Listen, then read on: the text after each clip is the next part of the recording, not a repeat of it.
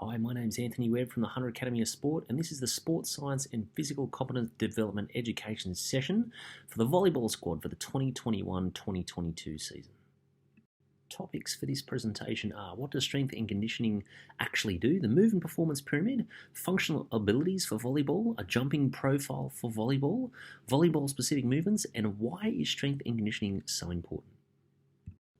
My role as a strength and conditioning coach at the Hunter Academy of Sport is to provide a pathway for regional level athletes to progress to a state level and beyond. We supply all athletes with education and assessment, and with that information we then give them exercise programming, so home programs and gym programs to help them improve their performance for volleyball. What does strength and conditioning training actually do? One of the first things we have to do with a strength and conditioning program is assess athletes. So there's two main ways that we assess. The first thing is assessment of functional readiness. So every athlete has to be checked for their readiness to train. By doing that, we look at a lot of basic movements. We look at the way that athletes run, squat, jump, swim, throw, change direction, accelerate, decelerate. So all the things that may be specific to that particular sport. We also want to know if the athlete can recover from one session to the next. So what are their levels of length or flexibility and tension in the muscles like? We want to know those things by doing all different sorts of assessments. The next thing we want to assess is movement capability. So is the athlete able to endure? Do they have the ability to endure hard work? Can they exert force and absorb force? Can they hold their form under load? What's their core stability like and trunk stability? So we can measure that in a lot of ways, looking at things like muscular strength and endurance, plyometric ability, velocity or speed, power endurance, stability under fatigue, a bunch of different ways we can come up with a profile for that athlete of where they're good and where they need to do some work. So when we assess athletes, we generally start with the most important things, which are down the bottom in the orange section, in the mobility section. So interchangeable term with flexibility. There's a number of things that we need to look at with mobility. The first thing is the joints. We have to make sure that the joints have enough flexibility and range in them so we can move through an appropriate range. The soft tissues as well. So soft tissue extensibility means the flexibility and the ability of the muscles to lengthen and shorten as well. The other thing we want to look at is the flexibility of the nerves. So you can have neural flexibility that can actually inhibit movement as well. So as long as you have enough flexibility or mobility to do the actions for your sport, we then look at the next area, which is stability. So generally the ability to hold position, to get yourself in the right position as well, and to support that position. So body awareness and coordination or motor control is part of that as well. And if you're under load, so if you're performing high load or high endurance or high speed tasks, can you hold a good position under load? So once we've checked the mobility and then the stability, we then look at the actual functional movements for the sport. So more often than not, when an athlete starts, when they start training, they generally want to look at the pure strength and power speed type areas first. But if we go back and actually assess the mobility and the stability factors, we can usually find little kinks in the chain that help to improve the overall functional movements. So the priority when we're testing, when we're assessing, is mobility. Get those things right, then move to the stability stuff, and then the functional movement. So get yourself into range with mobility, support that range, and then load it with the functional movement patterns. So the next thing to look at is functional abilities for volleyball. There's 5 basic areas. The first one is to assess an athlete to make sure they have minimal valgus loading. So valgus loading, basically, if you look in a picture B down the bottom there, you can see that the feet are actually slightly turned out and the arches are collapsed in the feet, and the knees look like they're turning in. They're actually turning in from the hips. So there's 3 main features generally of a valgus loading type pattern where the knees look sort of knock-kneed. It's a general lack of stability around the hips, generally a lack of flexibility around the ankle, and the feet as well don't have good proprioception, or the position that the feet are in, generally they're pronated or collapsed. So you can see in the pictures on the right hand side there, a good normal foot position has a nice balance between the forefoot and the heel, and in the picture on the right there you can see that the arch is actually collapsed and the foot is slightly off center. So that's a person who's not developing a good loading position through their foot. So if we're assessing squats and lunges, we can actually see this pattern. It might not be on both sides. It might only be on one side, or it might be better or worse on one side. But if they have a valgus loading type pattern, generally you're losing power by transferring load through the body. You'll have higher susceptibility to injury and a decreased ability to produce good jumping performance and running and sprinting performance over time. So the second functional ability for volleyball is to have efficient hip flexor quad range. So the hip flexor muscles, the main ones there. If you look in the picture in the middle there, you can see the muscles that are attached to the bottom part of the spine there that travel down into the hip. They're your iliopsoas muscles. So they're your main hip flexor. There's a number of hip flexor muscles, but that's probably your main one that attaches to the spine. If they're too tight, the hip flexor muscles, what they can actually do is inhibit the muscles on the back side of your hips, so the glutes and the hamstrings that actually exert and do most of the power work when you're extending your hips. So it works as like a bit of a two-way light switch. If the hip flexors are tight, they can inhibit the hip extensors, which are your big power muscles. So making sure that you have enough range and enough strength in the hip flexors will make sure that you have enough power in the hips, in the back part of the hips, in the glutes and the hamstrings to be able to extend your hips and develop a lot of power through the pelvis.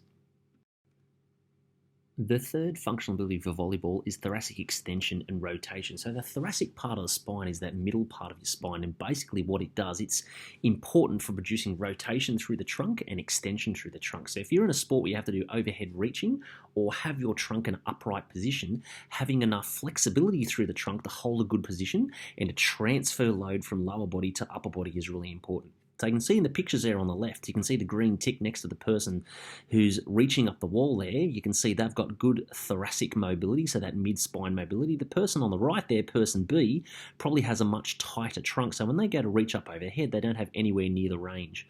So chances are when person B, if they're a volleyballer and they go to reach overhead, what they'll do is they'll switch off their core or use a different strategy to use their core muscles and probably overuse their lower back to transfer load from lower body to upper body.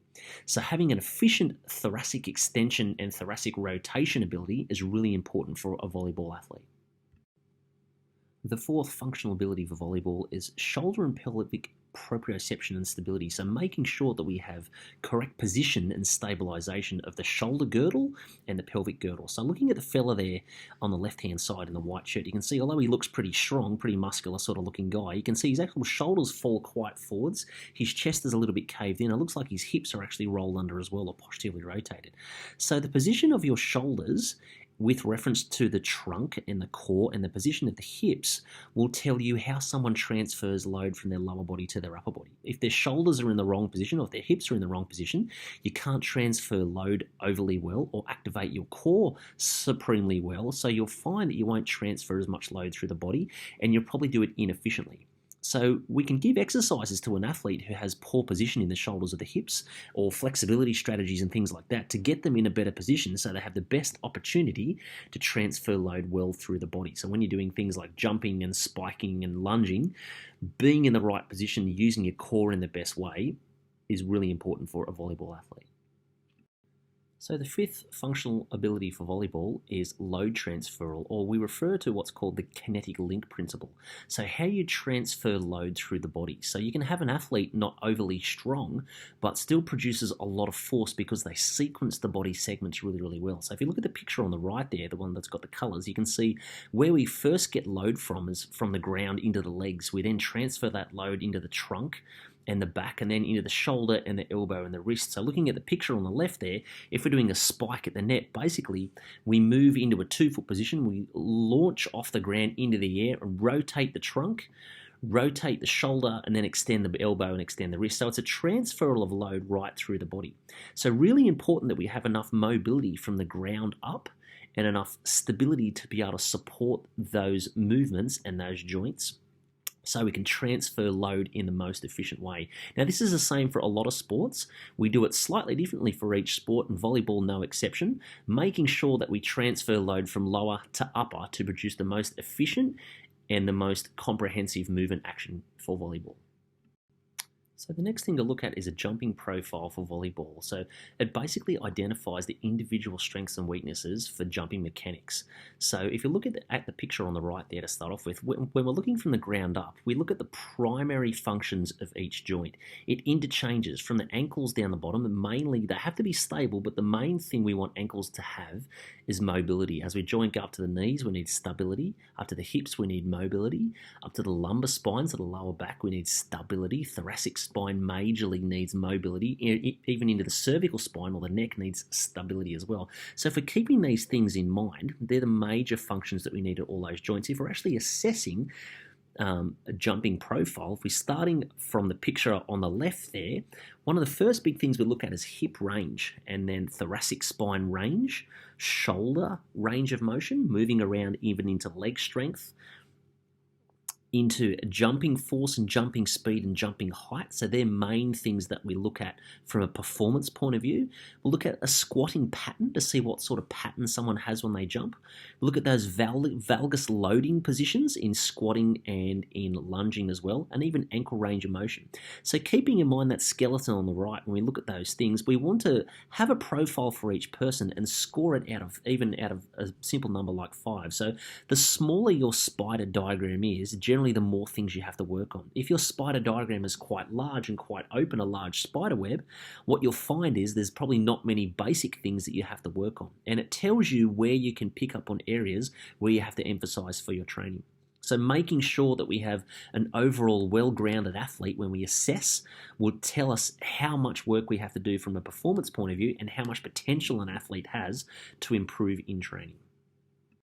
So when we're considering training an athlete, rather than looking at an athlete from a muscular point of view, training deltoids and pecs and glutes and calves and quads, generally what we do is we train an athlete's movements. Now there's standard movements across all sports, from lawn bowls to bungee jumping to volleyball. So basically we can pick out primary movements for each sport and train those specific to the sport. But generally when we look at all sports, we'll look at one leg and two leg movements, so squatting and lunging. We'll look at pulling and pushing, twisting and rotating, and stabilizing. So they're your main larger movements. There can be subcategories of those, but they're your main larger movements for all sports. We also want to consider shoulder and trunk mobility. So do we have good flexibility through the shoulder and trunk, particularly for overhead reaching, and good hip and ankle mobility as well. So is there good range through the hip and ankle so we can produce force to get ground reaction force off the ground to produce force into the air as well. So looking at those movements, they're the main things that we'll train for. So once we develop an athlete from basic movement point of view, we then look at the specific movements for volleyball. So 4 specific movements. There are more than these, but generally to start off with, these are the main sort of 4 that we'll look at. So single leg lunging and stepping movements. So if you've got any athlete who has to move off one leg at any one point in time, particularly in running type sports or leaping and lunging type sports, single leg movements is really important. So to have hip stability, ankle flexibility, really important. Once we've got those things, we develop power and strength through the hips in a one leg type fashion. So the next one we look at is what's called triple extension, number 2. So to develop vertical power. So if we have 3 joints, the ankles, the knees and the hips, we want those 3 joints to work in unison to develop power for any athlete who has to go vertical.